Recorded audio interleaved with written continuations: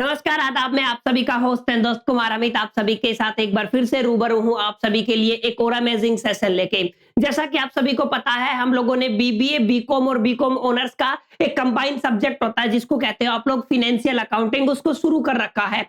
पहला चैप्टर हम लोग कंटिन्यू कर रहे हैं। इसी सीरीज में हम 3 लेक्चर अपलोड कर चुके हैं। लास्ट टाइम हम लोगों ने देखा कौन-कौन सी वो इंपॉर्टेंट टर्म्स और टर्मिनोलॉजी हैं जिनको आप लोगों को जरूर समझना चाहिए ताकि आप लोग अकाउंटिंग को बेहतर तरीके से बना पाए। इसी कड़ी में जब हम आगे चलते हैं तो हमारे पास जो नेक्स्ट टॉपिक आता है माय डियर फ्रेंड्स, वो one of the important topic आता है, क्योंकि जैसे ही आप लोग अकाउंटिंग और अकाउंटेंसी को पढ़ते हो, स्टडी करते हो, तो इनके बिना अकाउंटेंसी को बना पाना करीब-करीब इम्पॉसिबल होता है। जैसे कि आज का जो हमारा टॉपिक रहेगा, बेसिकली मेन जो टॉपिक है वो है आपका accounting principles, concept and conventions. मतलब कुछ ऐसे प्रिंसिपल्स होते हैं, कुछ ऐसी पॉलिसीज होती है, कुछ ऐसे कॉन्सेप्ट्स होते हैं, कुछ ऐसे कन्वेंशन होते हैं जिनको अंडरस्टैंड किए बिना अकाउंटिंग कर पाना करीब-करीब इम्पॉसिबल होता है। यानी कि अकाउंटिंग करते टाइम हमें किन कॉन्सेप्ट को ध्यान में रखना है, किन प्रिंसिपल को फॉलो करना है, किन पॉलिसीज को ध्यान में रखना है, ये बेहद जरूरी हो जाता है। और जब तक आप इन पॉलिसीज, इन प्रिंसिपल्स, इन कॉन्सेप्ट को समझोगे ही नहीं,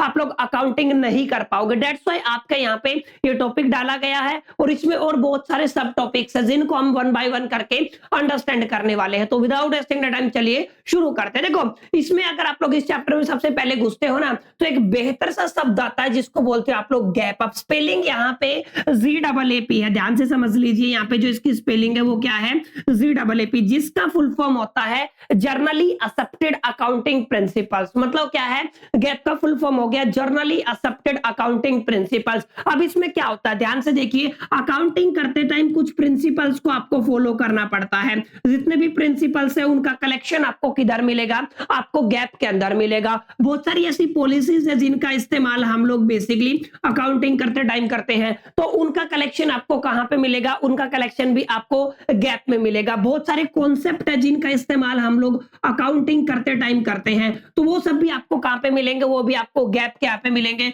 और बहुत सारे कन्वेंशन आपको ऐसे हैं जो कहां पे मिलेंगे, आपको गैप पे मिलेंगे। यानी कि जहां पे आपको कलेक्शन मिले कन्वेंशन का, प्रिंसिपल का, पॉलिसीज का और कॉन्सेप्ट का इकट्ठा, जहां पे आपको माय डियर फ्रेंड्स कलेक्शन देखने को मिलता है ना, उसी कलेक्शन को क्या बोलते हैं आप लोग, गैप बोलते हो। यानी कि जो आपका जर्नली एक्सेप्टेड अकाउंटिंग प्रिंसिपल का मतलब क्या है, बेसिकली एक ऐसा कलेक्शन होता है जहां पे आपको अकाउंटिंग के जितने भी प्रिंसिपल हैं, आपके जितनी भी पॉलिसीज हैं, आप लोग यहाँ पे देख पा रहे होंगे, accounting principle, policies, concept and convention आपको एक जगह इकट्ठा मिलते हैं। यहाँ पे एक कलेक्शन होता है। And gap provide the very base of accounting, मतलब अकाउंटिंग को बेस प्रोवाइड करने वाला जो कलेक्शन है वो क्या कहलाता है, आपका गैप कहलाता है। तो ये आपके पेपर में आ सकता है कि what is the meaning of gap, what is the full form of gap, तो आपको समझना है। क्योंकि हम धीरे धीरे समझेंगे, तो इस चैप्टर में हम पहले समझेंगे बेसिकली कुछ अकाउंटिंग अजम्पशंस को। मतलब जब आप लोग अकाउंटिंग करते हो ना, तो कुछ ऐसी अजम्पशंस है, कुछ मान्यताएं हैं जिनको हमें फॉलो करना पड़ता है। कुछ ऐसी चीज है जो मान के चलते हैं हम लोग, ठीक है।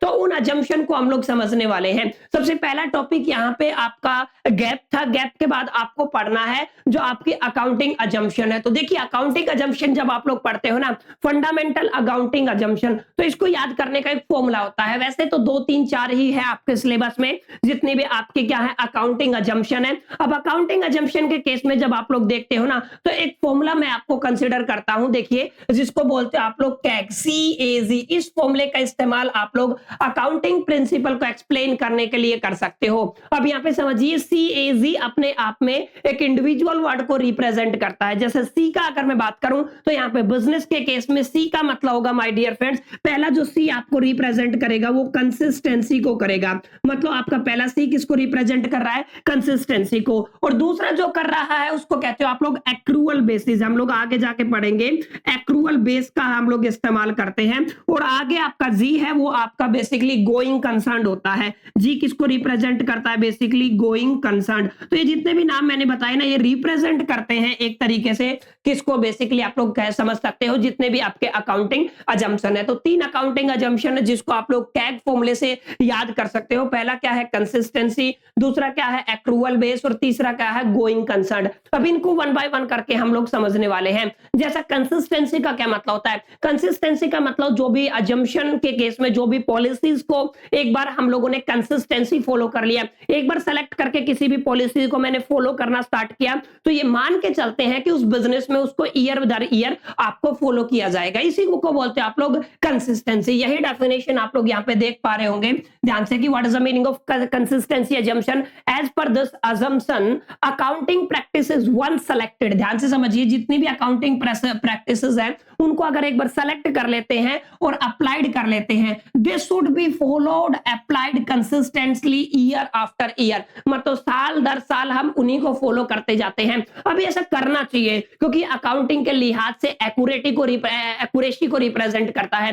लेकिन एक चीज आपको माय डियर फ्रेंड्स आपको समझ के चलनी है कि ऐसा नहीं है कि आप लोगों ने जिन भी अकाउंटिंग प्रैक्टिसेस को सेलेक्ट करके और एक बार अप्लाई कर लिया तो उनको चेंज नहीं किया जा सकता। ये अकाउंटेंट के ऊपर होता है, उसकी नीड के ऊपर होता है, उसकी सहूलियत के ऊपर होता है, वो इस हिसाब से इसको चेंज कर सकता है। लेकिन अभी मान के चलते किसी भी बिजनेस में एक बार अकाउंटिंग जो प्रैक्टिसेस उनको हम लोगों ने सेलेक्ट करके अप्लाई कर दिया ना, तो हम ये मान के चलते हैं ईयर आफ्टर ईयर हम उनको फॉलो करते रहते हैं। तो this is a first assumption, किसी भी बिजनेस को स्टार्ट करते हैं कोई भी अकाउंटेंट है ये अजम्पशन लेके चलता है। अब यहाँ पे एक इंपॉर्टेंट बात और बता देता हूं, अगर आप लोग किसी भी अकाउंटिंग प्रैक्टिसेस को कंसिस्टेंटली फॉलो करते हैं ना, तो जो भी आपका बिजनेस है उस बिजनेस की परफॉर्मेंस के ऊपर और जो आपका फाइनेंशियल पोजीशन है उसको आप लोग मीनिंगफुली एनालाइज कर पाते हो और कंपैरिजन कर पाते हो। मतलब अगर आपसे पूछा जाए what is the benefit of consistency assumption, इसका मतलब है जब भी कोई भी अकाउंटेंट कंसिस्टेंसी अजम्पशन को फॉलो करता है तो जो उनका बिजनेस की परफॉर्मेंस और उस बिजनेस की जो फाइनेंशियल पोजीशन है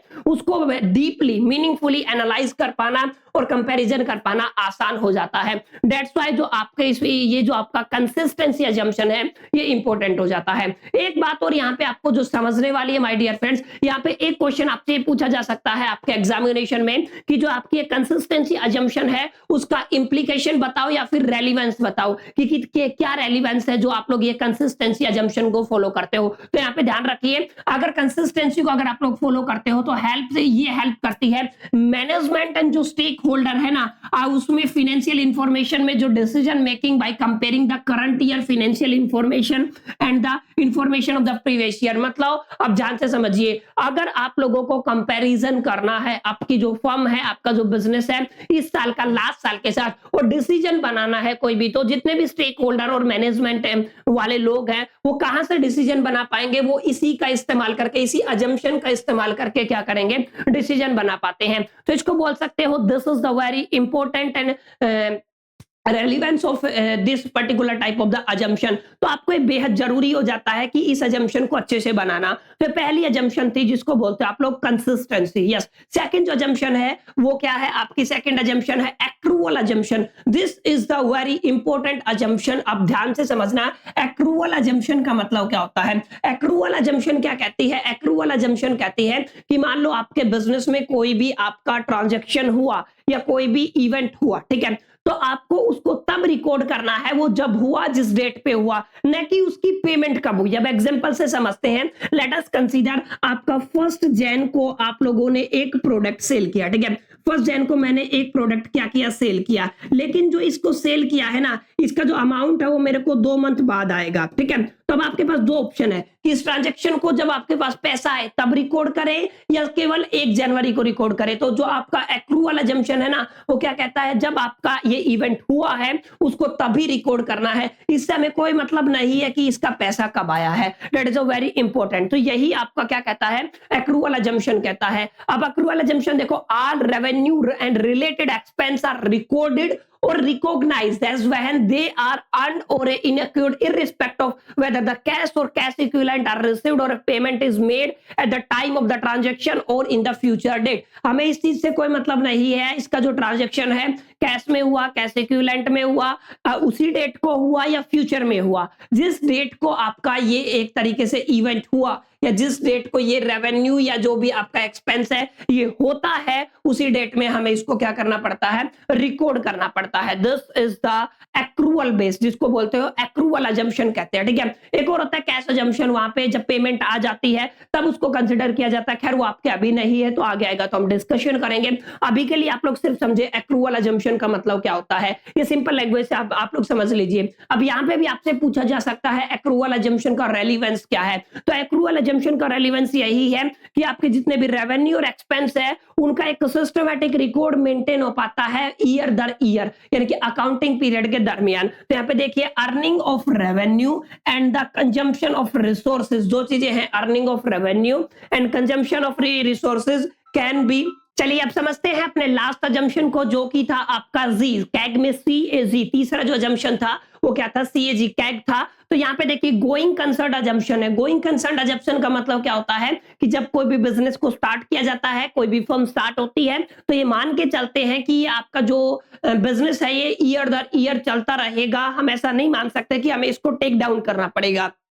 तो यही क्या है, this is the going concern assumption. ध्यान से देखिए, it is assumed that the business enterprises has the infinite life और एग्जिस्टेंस। मतलब हम ये मान के चलते हैं कि इस बिजनेस की इनफाइनाइट लाइफ होती है या एग्जिस्टेंस होती है। कोई ऐसा रीजन नहीं रहेगा हमारे ऊपर, हम ऐसा नहीं मान के चलते कि हमें इसको टेक डाउन करना पड़ेगा या इस बिजनेस को क्लोज करना पड़ेगा, डिस्क्लोज करना पड़ेगा, डाइल्यूट करना पड़ेगा।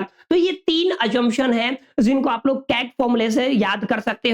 पहला है आपका कंसिस्टेंसी। कंसिस्टेंसी का मतलब एक बार जो अकाउंटिंग प्रैक्टिसेस आप लोगों ने सेलेक्ट कर लिया और उसको इंप्लीमेंट कर लिया, तो आप ये मान के चले कि ईयर दर ईयर आपको उसी को अप्लाई करना है।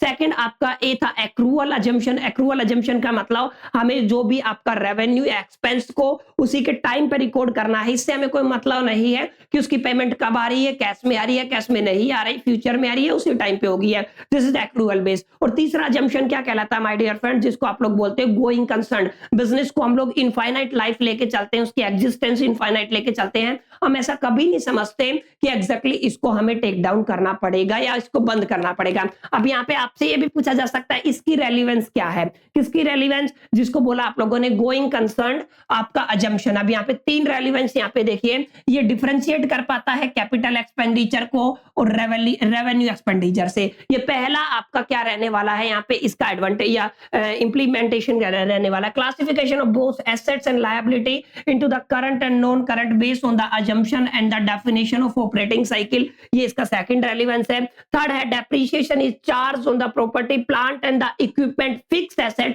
as on their acquisition they are capitalized in the balance sheet at the book value irrespective of their current market value privileges in the market। Simple है, कोई ज्यादा ऐसे इनको आपको याद करने की जरूरत नहीं है। सिंपल इंप्लीमेंटेशन क्या क्या है, रेलिवेंस क्या है, ये बात यहाँ पे बताई हुई है। तो तीन आपके बेसिकली माय डियर फ्रेंड्स क्या रहने वाले हैं, अजम्पशन रहने वाले हैं। CAG फॉर्मूले से आप लोग याद कर सकते हैं। उम्मीद करता हूं आपको समझ में आया होगा, अच्छा लगा होगा सेशन। अच्छा लगा तो लाइक कर दीजिए। कैसा लगा बाय द वे, और आप किस यूनिवर्सिटी से, कौन सी यूनिवर्सिटी से आप लोग अपना BBA BCom कर रहे हैं, कमेंट बॉक्स में बताना भूले। एक्सप्लेनेशन के टाइम पे हो सकता है मैंने कोई गलती कर दी हो, तो आप लोग कैसे मैं उसको करेक्ट कर सकता हूँ ये सजेशन भी दे सकते हैं। इस वीडियो में इतना ही, चलिए मिलते हैं नेक्स्ट सेशन में। जब तक के लिए मेरे तरफ से all the best, lucky plus.